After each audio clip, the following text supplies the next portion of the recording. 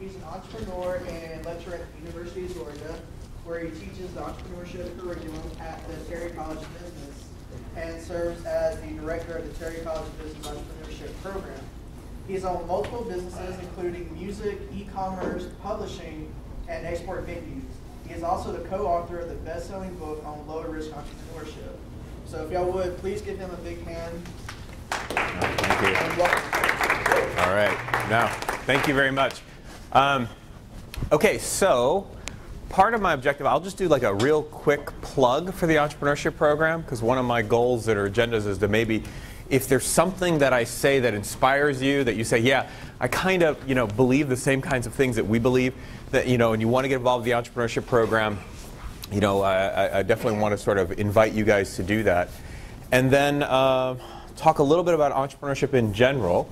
So I'll get the quick sort of infomercial piece out of the way first. So the entrepreneurship program at University of Georgia is something I'm very, very passionate about. I started it 5 years ago. And I believe when you start a business, like if you're going to start something, there's got to be one thing that you do better than anybody else in the world. What is that special or unique thing about you that you can do better? Not for everybody in the world, but one thing, maybe to a specific target market. Or have you guys ever heard that term niche? You guys talk about niches? And to a niche or a target market. One of the test questions in my undergrad class is, there are riches in blank. There are riches in niches, because focusing on a specific target market and being the best at that target market makes the business more fun and more profitable. There's one thing I know about you without even knowing you, is I know that you guys, like all of you in here, you speak a language that nobody else does. Right? Because of a challenge or an experience that you went through, or maybe something you've participated in or something you excel at, you have a language that you speak that nobody else can. You can resonate with a target market or a niche better than anybody. I can't replicate that. And so if we could take that special thing and wrap a business around it, how unstoppable could you be? And so in the same way, so when I started the entrepreneurship program, I was like, okay, what's the thing that's going to make us stand out? What's the thing that we're going to be the best at? And I knew it wasn't going to be research, because I don't really know how to do that. I mean, I teach the MBA courses, we have a concentration in entrepreneurship, and I teach that. I can't get into the MBA program there. I mean, I can teach the class, but if I wanted to sign up for like another class, I want to sign up for that class, I can't get in. So I knew it wasn't going to be research. We're going to know for our scholarly research. No, I don't know how to do that. I can't out-teach everybody, can't do that. I can't out-network everybody, can't do that. But what's the thing that I think we could do better than anybody else? And the thing that I landed on is like, you know what? You bring us any university in the country, and here's what I believe. I believe that we can out-launch them.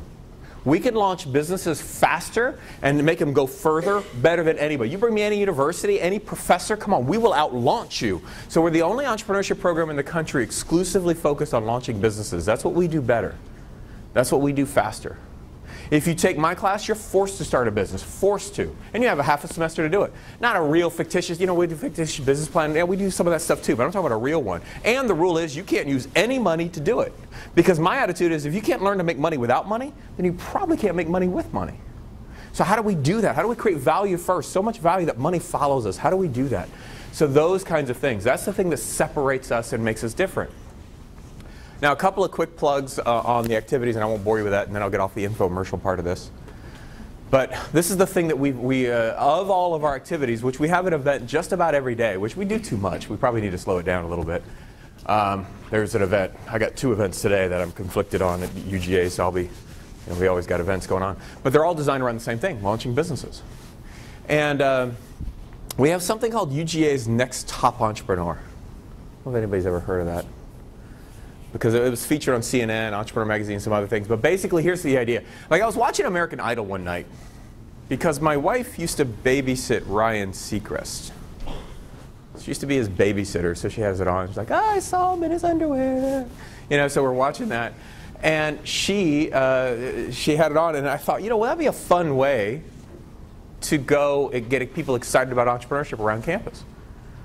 So much like American Idol opens its doors, we don't care what your major is, we don't care what school you're part of, whatever. We just open the doors in August. And then throughout the whole year, we start working with people and we cut, and we cut, and we cut. And the cuts are okay until you get to about top 20. That's when it gets really hard. We went from 20 to 10. That was brutal. That was tough. 10 roses, 20 people. That was brutal. Only 10 people got the rose. And then 2 weeks ago, we went from 10 to 5. And now, next Friday, not this Friday, but next Friday, we are going from 5 to 1. And that 1 gets $100,000. So it gets really intense at this point. It's intense. In fact, I'm meeting with the 5 today, giving them a little orientation about, okay, if you get the $100,000, what do you do with it? What do you do? How do you be a good steward of that? How do you not, go blow it? So anyway, but that's UGA's Next Top Entrepreneur. That's something that we sort of do. We do a lot of other things, which I won't bore you with. I was going to plug a couple other things, but I'm not going to do that and bore you with all the other things that we do that. But maybe I'll just sort of like close the infomercial part of this in this way. People misunderstand my intentions, I believe, sometimes because we talk so much about launching businesses. We have an accelerator program that I was in like late last night where we meet every 2 weeks with business owners, student business owners, and we work with them every 2 weeks to identify goals and get them funding and get them networks and resources and contacts to move their businesses and launch them and make them move. It's called our accelerator program because it's designed to accelerate your business. You have an idea? Okay, well, let's make that real and let's accelerate it. Let's make it go fast. Let's go. And people say, okay, well, then it's all about starting businesses. And so do we measure success by how many businesses we launched? And actually, I don't do that. Because honestly, you start a business today. Maybe some of you guys have already started a business. You think you're going to stick with that business for the rest of your life? Probably not, right? You get tired of your business. You want to move on to a new challenge. So you can sell that business. Much like, you can't really do that with a job, right? I have a job. I have a good job, but I'm ready for another job. I'll sell this job to my friend. You can't do that. But in a business, you can, right? And usually what you sell that job for is usually your most significant asset. Entrepreneurs, their businesses represent about 60 to 80% net worth. I had a guy in my class last week, sold his business for $300 million to Oracle. Still had the same salary for years and years and years, but he sold that asset to Oracle, which is like, that can be pretty substantial. So the businesses can change. You go through a business and you go through different phases of your life. But that's not what excites me. It's through the process of learning how to, if I can remove a problem or pain in the marketplace, right? If I can remove a problem for you, if I'm really super focused on solving problems, and I'm really, really super focused on serving others, which is easy to say, hard to do. I mean, I'm really take away problems. And I'm going to take away your problem or pain, and you won't have to worry about this problem. The thing that's bugging you, you don't have to worry about that ever again. And I'm going to serve you like nobody else can serve you. Do you think I'll ever be hurting for money if I can really do those two things? And it's by focusing on that and developing an entrepreneurial mindset in students that they leave this program becoming better versions of themselves. That's what's exciting to me. And it's just through the entrepreneurial process that they just become better people. And that's what's so exciting to me. I have people now that are more self-confident, more self-assured, more confident in speaking with others. One of Aisha, I was with her last night. One of my students who went through UGA's Next Top Entrepreneur, she made it to top 10, but she did not make the final 5, which is kind of a shame. But I worked with her for 2 years, and I just see such a different person. Because the process of entrepreneurship, the mentality of, hey, I don't have to be a victim of circumstances. I can create opportunities from that. Right? It doesn't matter what my circumstances are. I can create an opportunity from that. That kind of mindset. That, hey, there's always some junk in my life, and there's some positive and there's some negative. In just about every situation, you can find something positive. And that's the part that I'm going to focus on and seek an opportunity from. And I'm going to live despite my barriers and despite my circumstances and despite my perceived limitations. I can do something. And I don't have to wait for government to solve a problem. I don't have to wait for nonprofits to solve a problem. If there is a problem, you know what I can do? I can solve it. The vanilla ice approach to entrepreneurship. If there's a problem, what will you do? You'll solve it. So that's the part that's exciting to me. That's very, very empowering. I love that part about entrepreneurship. I do. I love that part. I believe it's very ideal for impatient people, right? Like some of you want to be successful, get a job, maybe work, and a lot of people want to have a C. If you're going to focus on business, if business is sort of your career, your focus, you want to have a C in your title. You guys ever heard of C-level executives? You know what that means? When people say it's the C-suite or C-level executives, or I consult for C-level executives. You ever heard that term by people? It basically means C is, you know what C stands for? What? It's like CFO, CEO, CMO, CTO. What does the C stand for? Chief. Yeah, everybody wants to be chief. And at best, if you work your tail off and you go work for somebody else and you work super hard and you bust your tail and you're trying to climb that ladder and you work and work and work, at best, when do you have a C in front of your name? How long? How old are you?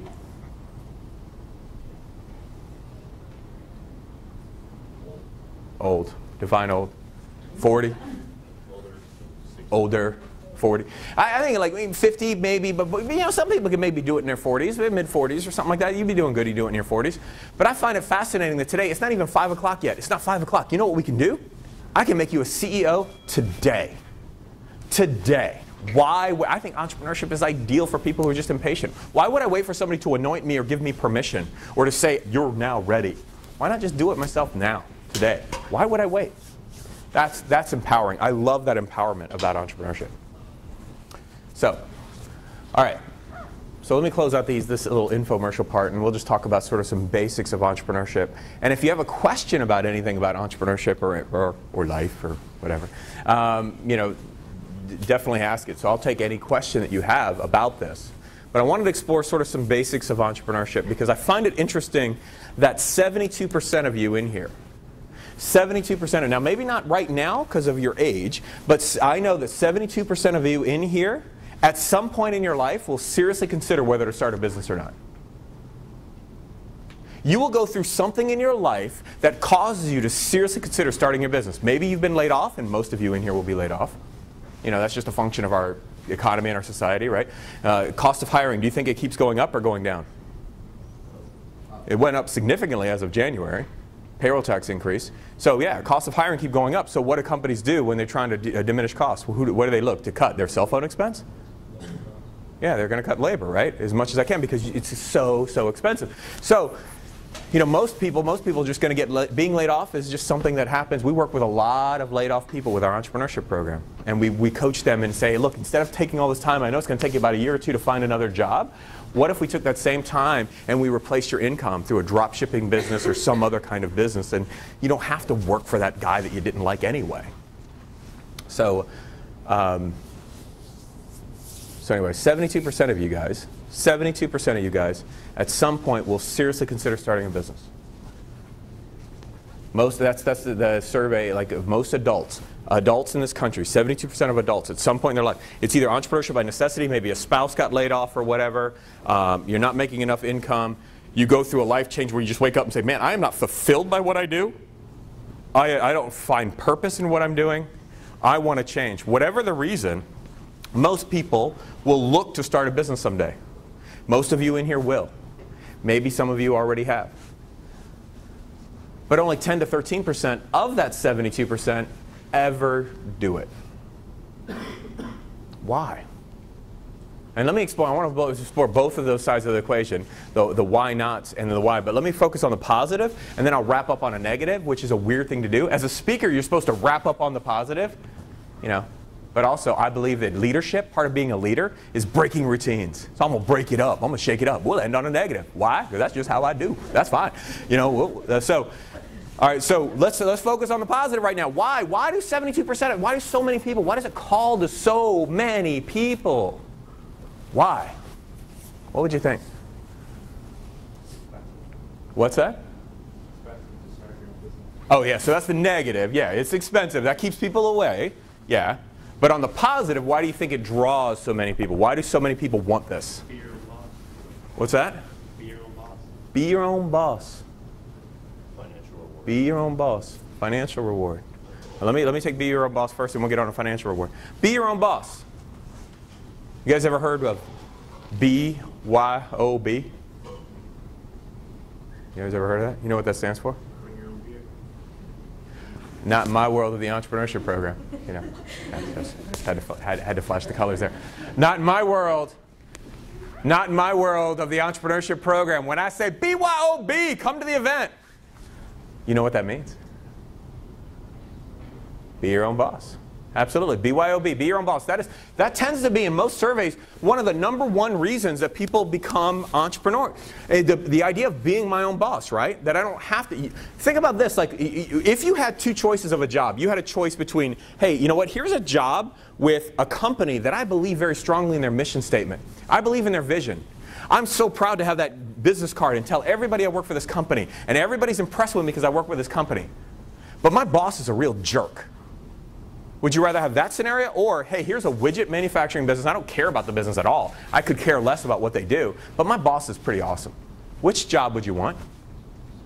Pretty awesome boss. Yeah, the awesome boss, right? So they're saying that people don't quit jobs. You know what they quit? Yeah, they quit bosses. You don't quit jobs. Most people don't. Most people quit their boss. Biggest reason people quit their jobs is, I didn't like my boss, or my boss was a jerk, or whatever. In fact, the first time, this is kind of an embarrassing story, but the first time the entrepreneurship program was written up in Entrepreneur magazine, I was all excited about it. I called some friends of mine and said, hey, we're going to be in Entrepreneur magazine. It's going to be awesome. And so I told everybody I was going to be in the magazine before I knew what the magazine cover was going to say. And then the magazine cover came out, and it was all black cover. And it had one word on the title. And you know what that word was? Boss holes. Boss holes. Because it was talking about that kind of idea. Like, look, people don't quit jobs, you know, they quit bosses. And they had all these stories of famous boss holes, like tough bosses, and, you know, how they had a whole bunch of stories. So it was embarrassing to me because people were like, hey, I'm in the magazine. I say, oh, you're the one with boss hole on the cover? You're one of those boss holes? Like, no, dude, page 23, man, flip it in the back. Not that one. It's like, geez, of all the titles that Entrepreneur Magazine has had, why is it the one that I'm in has to be the boss hole issue? So anyway, people don't quit jobs, they quit bosses, right? So the idea of being my own boss, that I don't have to work for that jerk anymore, that I am the one who says whether or not I can have the day off or not. I'm the one that gets to say, yeah, I think it is time for me to have a raise. Oh, I am the one that gets to say, yeah, I think I'm ready for that title or that promotion. I get to decide, you don't. I'm in charge of my destiny, you're not. That's a powerful draw. So be your own boss for sure. You said financial, right? Financial rewards, okay. So let me talk about money for a minute, which is hard for me to be brief about, but I'm trying to be brief, it's hard. But I'll pick and choose my battles on money because it's a fun thing to talk about. There's so much to talk about with money. But let me just throw out a couple of key concepts on money, all right? Let's assume that you are a money-motivated individual, which I believe that most of us aren't. You know, money's not the primary driver for most people, even people who say that it's all about the money. Now, it's really because there's an underlying reason. Well, because they want to support their family, or they've got to take care of their you know, this person or whatever. But anyway, let's just assume that money is your primary goal in life. You want the money. You want to get paid. Then, if money is your only sort of focus or your main driver, how in the world do you become anything else but be an entrepreneur? How? What percentage in America, what percentage of entrepreneurs, or I'm sorry, let me rephrase that. What percentage of the millionaires in this country are entrepreneurs? What would you guess?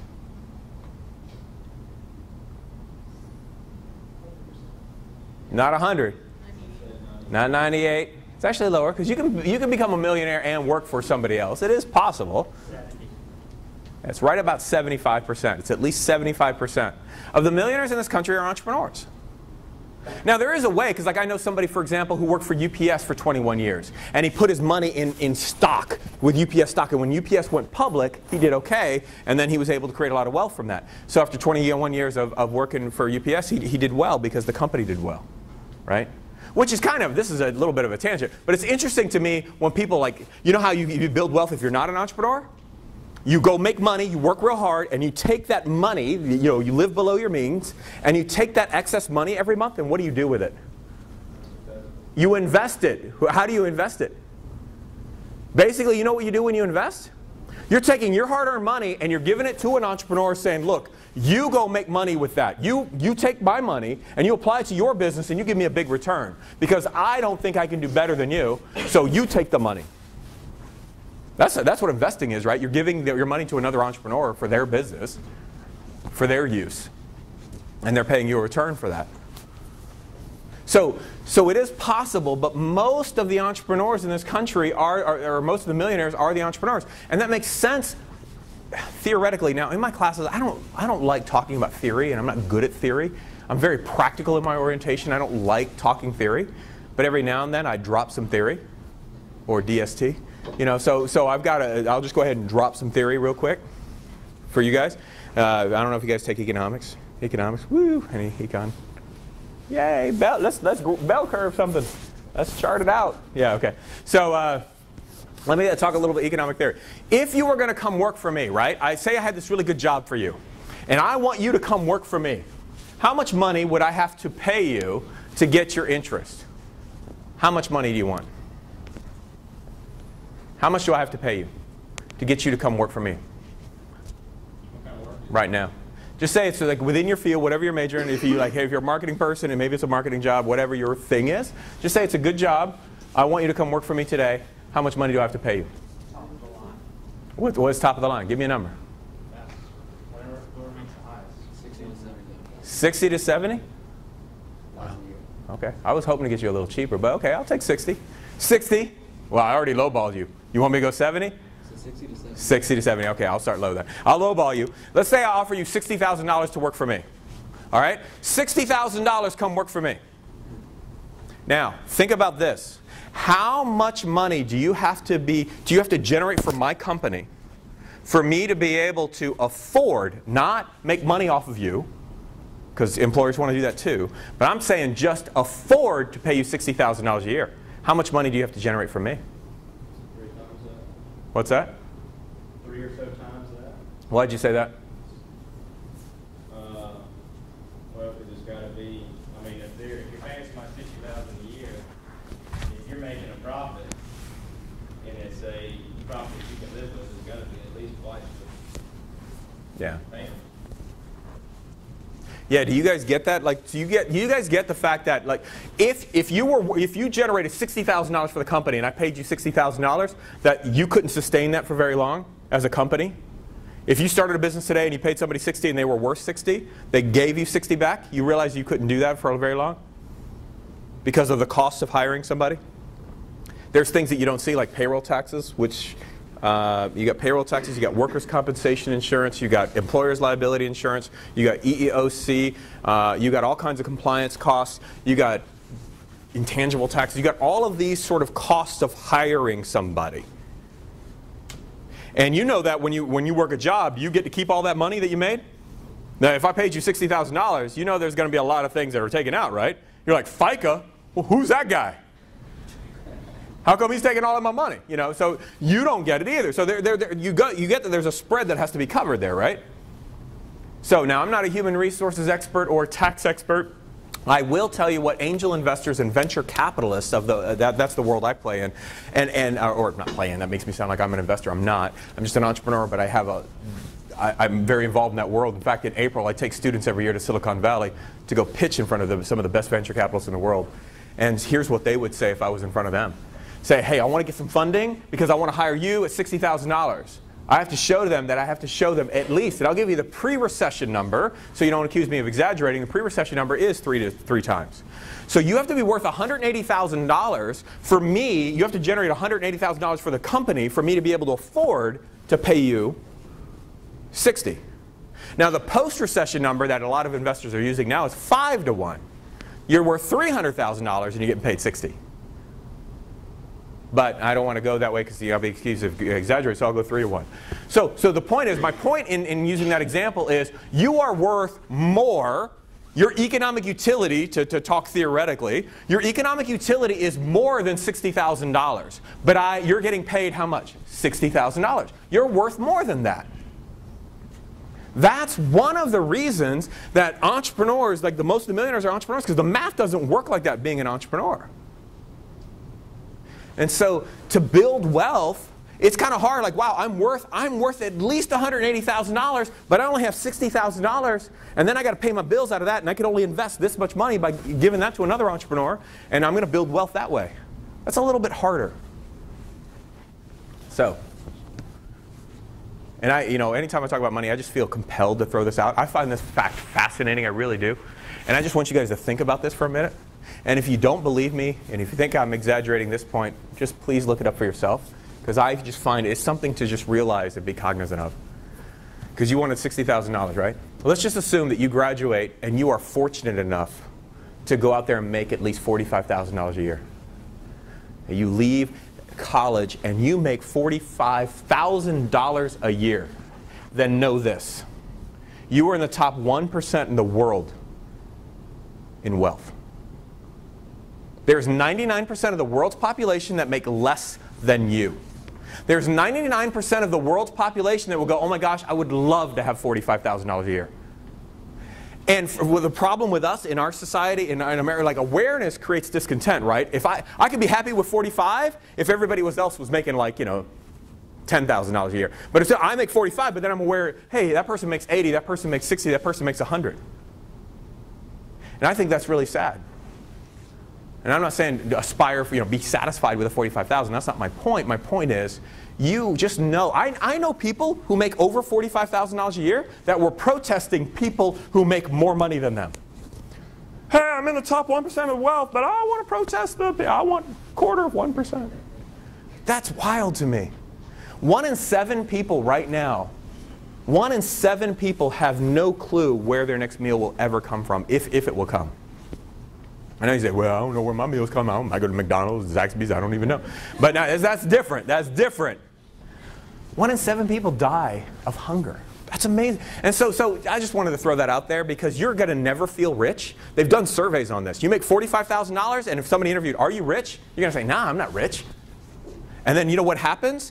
And they say that, then in surveys, they say, define rich. And you tend to go about double. Not exact, but about double. What's rich to you? Well, about 80 grand would be rich. Okay, then they interview people making 80 grand a year. You think 80 grand a year people feel rich? Say, are you rich? What do they say? No. Well, what's rich? 150, 160. Go to the 150 people. Are they rich? No. What's rich to you? Well, about 300, 250. If I was making that, I'd feel rich. So anyway, they keep going and going and going. Now, there is a breaking point. There is a breaking point. If you go to Bill Gates and say, are you rich? He's going to go, yeah. I mean, there is a point, but it's in the multi-million dollars. It's way, way up there. That's why I don't remember the number, because it's meaningless to me, because it's so up there. People who make $2 million a year don't feel rich because, well, I got bills and taxes. You hear that all the time. You hear sports stars talk about that all the time. Say, well, you don't understand the impact of taxes. Half of that's gone. You think that big $8 million signing bonus was big, but by the time $4 million goes for, I know, and they start. It doesn't feel as rich to them. They're aware of other people having more. And so I just wanted to point that out because I find that interesting that most of us in this country are the median. You know what the median salary in the United States is? It's 50 grand. Our median salary is top 1% of the world. I find that fascinating. So anyway, that's a little bit of a side. So money, definitely money. Any other reason? What? Time? Maybe more time for yourself. More time? Yeah, or flexibility of my time. I have control over it, right? Like I may pull in a 12-hour day, but I can take time out to be mystery reader for my daughter or go to the soccer game or whatever, whereas if I work for somebody else, I don't have that same flexibility or control over my time. So yeah, that's really, really powerful for people, right? So let me throw out one more concept and then we'll move on to the negative. And I want to leave time for questions and not go over my time. Because here's one that I find interesting to talk to college students about. I find this interesting. That you're going to reach a point. Has most of you in here chosen a major? You guys have a major? Yeah. That's a life-changing decision. That decision that you probably didn't put a whole lot of thought into. You know how most of my students choose a major? Here's how they choose a major. All right, I'm going to choose a major. Let's see. Well, I took accounting. That's not going to be my major. All right, I took finance. Yep, nope, not doing that one either. All right, what's left? And so it's a process of elimination.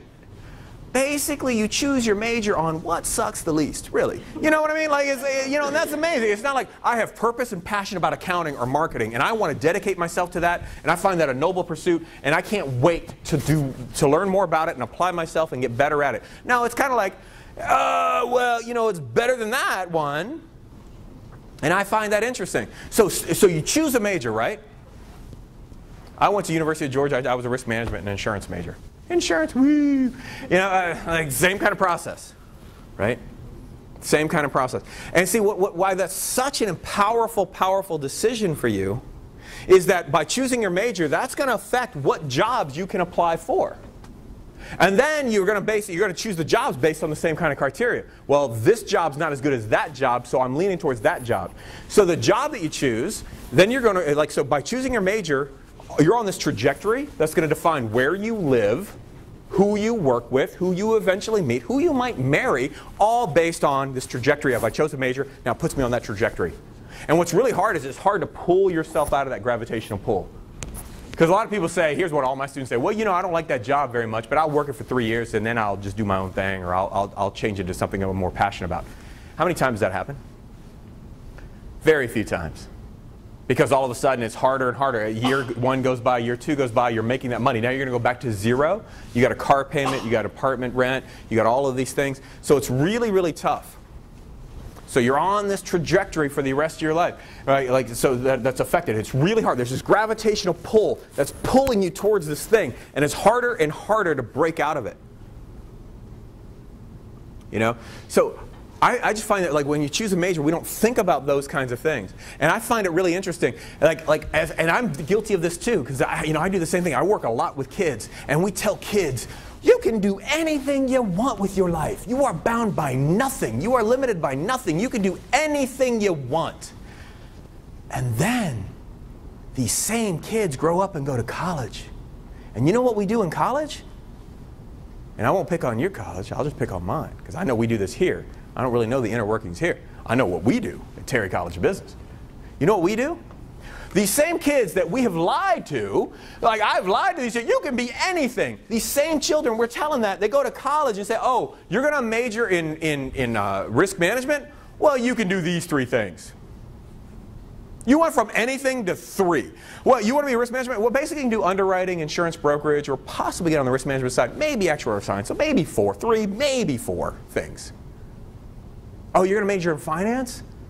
You can basically do these 4 things. So you go from you can be anything to, well, basically, I know that we said that you could do anything, but basically you can only do these 3 things. And so that's why I think, like, our theme at the Terry College of Business, it's like where dreams get narrowed down.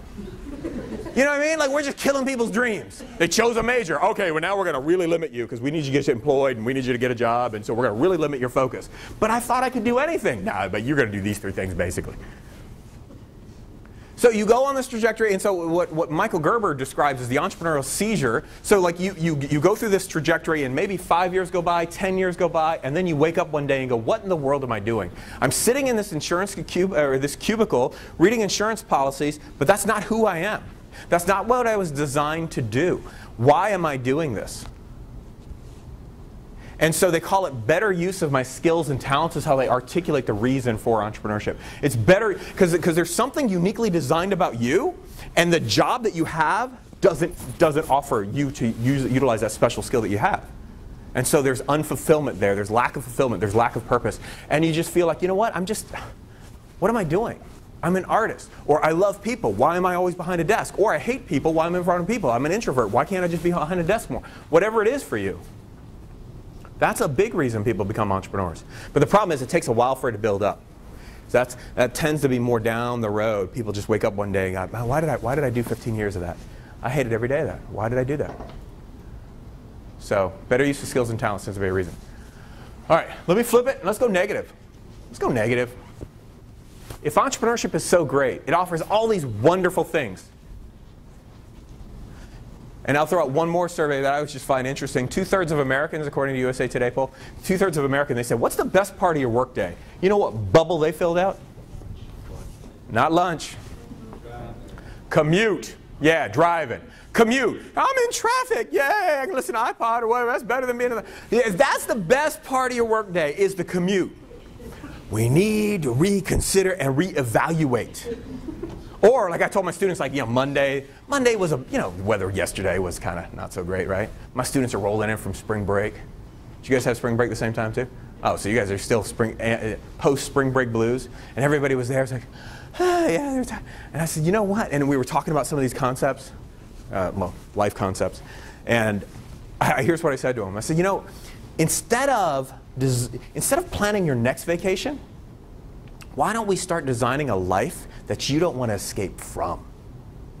Like, we get so excited about, we'll plan a party, or we'll plan that spring break. Maybe some of you guys planned a spring break. Maybe you guys didn't plan a spring break, and that made it cool, right? I just chilled out. I didn't do it. That's fine, too. But we tend to plan things as unimportant as a party. But how much of that time do we spend planning our own lives? We just tend to let life happen to us, not plan it out. Say, no, you know what? Here's where how much money I'm making. Here's the kinds of things that I'm going to be doing. Here's the kinds of things that I don't want to be doing. And let's plan that out. So I was telling my students, they're like, let's just design that. Let's spend the rest of the semester designing a life that you don't want to escape from. Because they were like, spring break's over. And then I bummed them out even worse. They said, man, I was really a downer Monday. And they accused me of being such a downer. Because I was telling them this too. And guess what? Because the undergrad class, this was an undergrad class, and I tend to teach seniors. I said, and guess what? That's your last spring break ever. Ever. They said, no, you go on spring break again. That's different. Taking the kids to Disney World or taking the kids to that's different. The spring break that you just experienced is over as you know it. Forever. It is dead. And you will never experience it again. They were like, oh my God, this is such a downer. It's Monday and it's raining and it's cold. It's like, yeah, I know. So, keeping with a downer kind of mood, why aren't more people charging over? Like, the commute, I'd rather have a commute. So why isn't everybody charging forward and becoming entrepreneurs? Why is that? Risk. Fear. Personality? That's an interesting one, yeah. Now, what do you mean by that? You think so? I don't think you have to. So yeah, it helps. Yeah. But what you find is, like any entrepreneurial profile, you find entrepreneurs who break that, So like I know several entrepreneurs that aren't the type A, salesy, hard charging, the image that we think of. Entrepreneurs, there's so many of them that they defeat everything. So any self-perceived limitation that you think you have, I promise you I could call right now and find an entrepreneur that, hey, this person has your limitation or your perceived limitation squared or cubed. Call this person and let's figure out how we get around it. I've got a bumper sticker in my office that says, entrepreneur, you can't spell entrepreneur? Become one and hire someone who can. What in the world? I can't even spell it. Dude, you don't need to spell it. I had a friend of mine who was like, well, he had a learning disability. He couldn't process numbers. I was like, dude, well, who cares? Process numbers? What in the world? Well, you got to do numbers to be an entrepreneur. Why? That's what accountants are for. In the world, get an accounting major to do that. Well, I'm not good with numbers. Dude, who cares? Who cares? So, anyway, so let me attack, risk, failure, all those kinds of things, all right? Let me just take a couple of those so I don't go too long on this. Failure. I just want to address failure real quick, and then I'll address risk. And I know they're tied together. But here's the thing, and I have this fresh in my mind because in April I mentioned I'm going to Silicon Valley with students, and they're going to pitch in front of the best venture capitalists in the world. And I did that last year as well. And I had a student actually do this when he was pitching to these venture capitalists. He bragged to them how he's never failed at anything he's ever done in his life. He bragged. He bragged.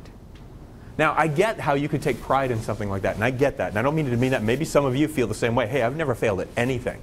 Okay, that's okay. But here's how it's perceived in the venture capital community at that level, at the highest levels of entrepreneurship. Here's how we translate and hear that.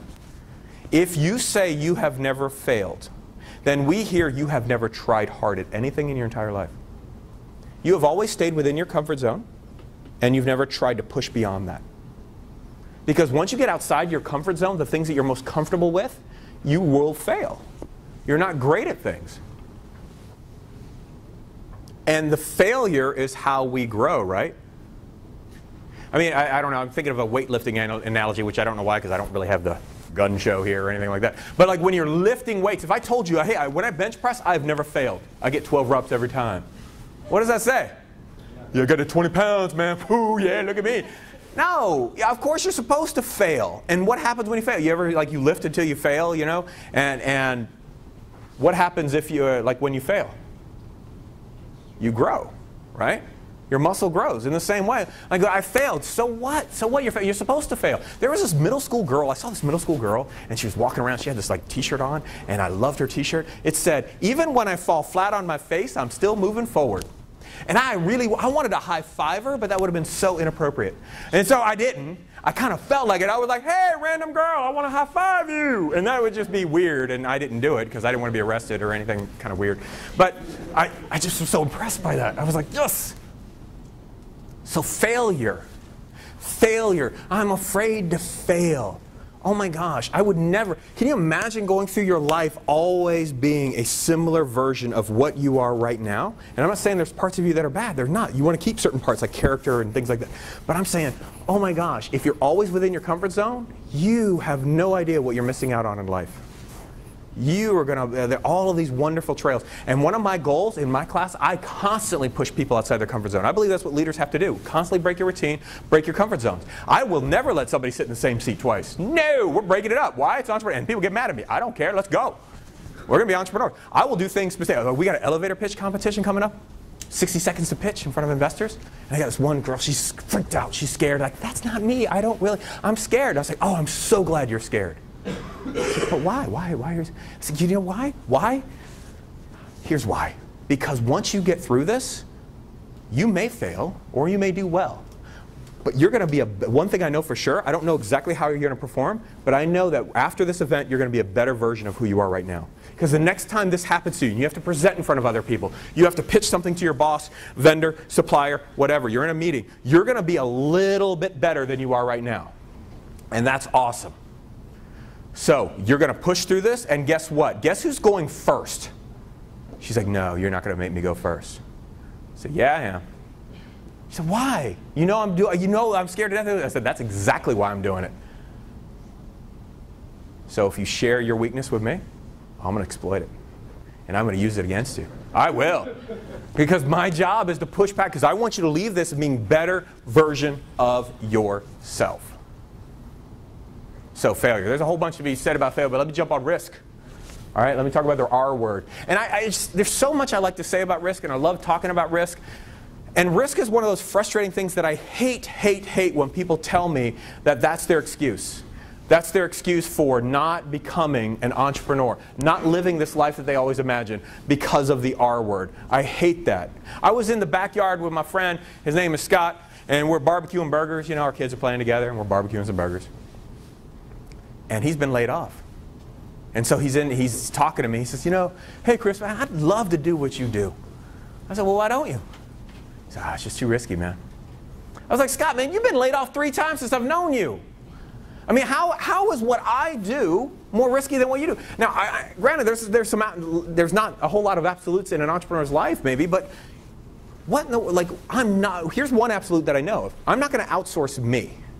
I'm not going to have the conversation where, hey, you're not cutting it as CEO of this company. Well, you need to quit. But I'm not going to have that conversation. At least I hope not. I'm just a crazy person. But, you know, I'm not going to do that. So why is it perceived that it bothers me?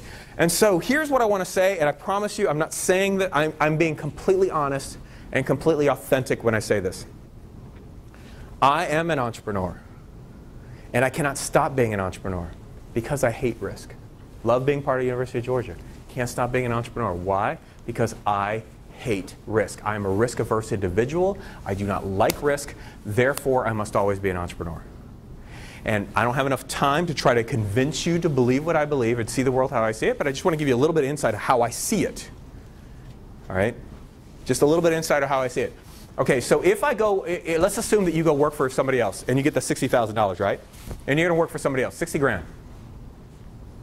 How many sources of income do you have? One. Now, risk management majors, we learned that one source of anything is inherently risky, and I do expert witness in court. I'm an expert witness on how much businesses are worth, so I get called into court sometimes, and I have to You can't handle the truth, and do all that kind of stuff. So if I'm doing a business evaluation or a business appraisal of your business, if you have one source of vendors, one source of suppliers, one source of customers, does risk go up or down? If I have one source of anything, what happens to risk? Risk goes up. And if risk goes up, what happens to value? Value goes down. One source of anything is inherently risky, so you're telling me you have one source of income that you consider less risky. You have one source of income that you depend upon to feed your family, support yourself, and you got one source of income. Okay, great. One source of income. Now, who controls that risk? Who controls that income? Do you control it? You control your one source of income that you depend upon to feed your family? Do you control it? No, you know who controls it? Finally get to use my PowerPoint. I was going to use it, but talk too much now. I can't go back. Wait, okay. Now it's going to be too long. We're going to have to wait for it, wait for it, wait for it. Oh man, now it's taking way too long. But now I'm committed. It's going to lose its impact. It's taking way too long, but you know what? I'm going with it. I don't care. I'm doing it.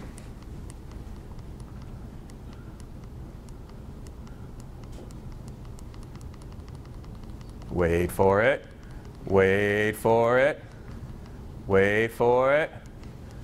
You know who controls your one source of income? Wait for it. That guy. That guy controls your one and only source of income. Now, if that's not a picture of risk in my head, oh my gosh, one source of income controlled by this guy, controlled by that guy. Oh man. Now, contrast that, because I know some of you don't believe that. Say, yeah, I'm still not buying off, and your BS meters are going off. Okay, fine. Let me just contrast that with being an entrepreneur. Let's say we start a landscaping business together. How many sources of income do I have with a landscaping business? That's right. How many clients? So I have hundreds, if not thousands, of sources of income. Every time I see grass, that's my money. Grass, my money, my money, my money. Now, I get that it's easy to say, but hard to do. But who controls whether or not I create a marketing system that generates that number of clients that I need to support the income that I have? Who controls whether or not I go get that money? It's on me. I have hundreds, if not thousands, of sources of income, all completely controlled and dependent upon me, versus one source of income controlled by him. So when people say it's risky, I don't get that. I just don't get it. And it bothers me. But let me just throw out, for the sake of brevity, let me concede the point. And I'll attack it a different way. Because if you said we kept arguing and debating, but it's still risky, and I still believe it's risky. Okay, fine. You know what I would say to you then? Here's my comeback to that. I'd say, so what? What's the risk of going through your life never doing what made your heart sing, compared to the risk of doing an entrepreneurial venture where you believe in the possibility of something better, that you want to do what you really want to do? What's that risk like compared to working for somebody else? What's the risk, or starting a business? What's the risk of going through your life with untested potential? You've got all of this potential, and you'll never realize it, and you're just going to go through, well, I'll just go to the cubicle. Or as one friend told me, well, you know, the way I'm saving and investing, I could probably retire when I'm 55. Hey, dude, great life plan. Be miserable until you're 55, and then go, woohoo, making it up, let's go. I mean, that's a good life plan to me. So, yeah, so what's that life look like, right? The life of a mediocrity. I have a mediocre life. I don't know the triumphs. I don't know the failures, because I decided to be just, even Steven the whole time. I'm a mediocre man. That's what I want to be, because I don't want to swing for the fences because I might strike out. Yeah, but at least I was up to plate. I have failed many times. So what? People make fun of me for my failures. Hey, you know what? But I took a swing. I fumbled the ball, whatever sports analogy you want to use. But give me the ball again. That's cool. And I may fumble again. That's all right.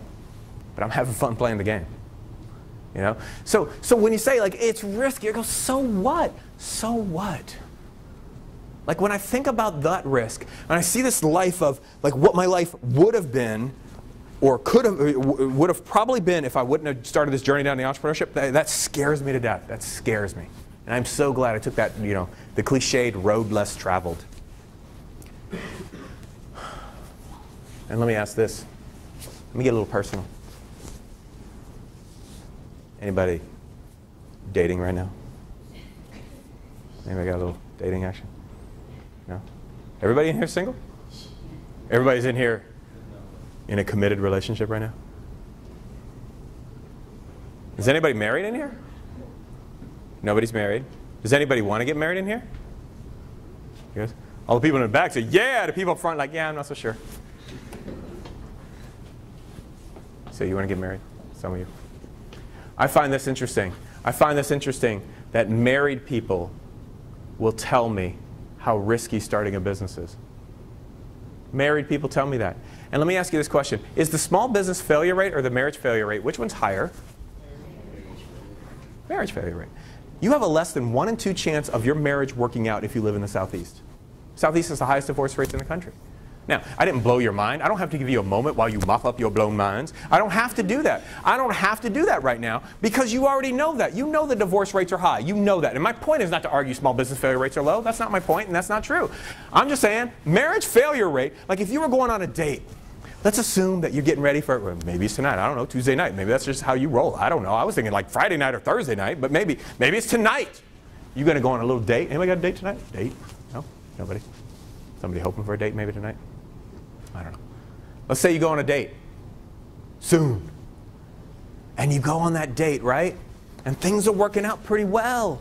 And you think that, yeah, this date is going. She's laughing at my jokes, or he's laughing at my jokes. You know. So you guys get together, right? And all of a sudden, maybe you're in the car, and oh man, the right song comes on the radio now.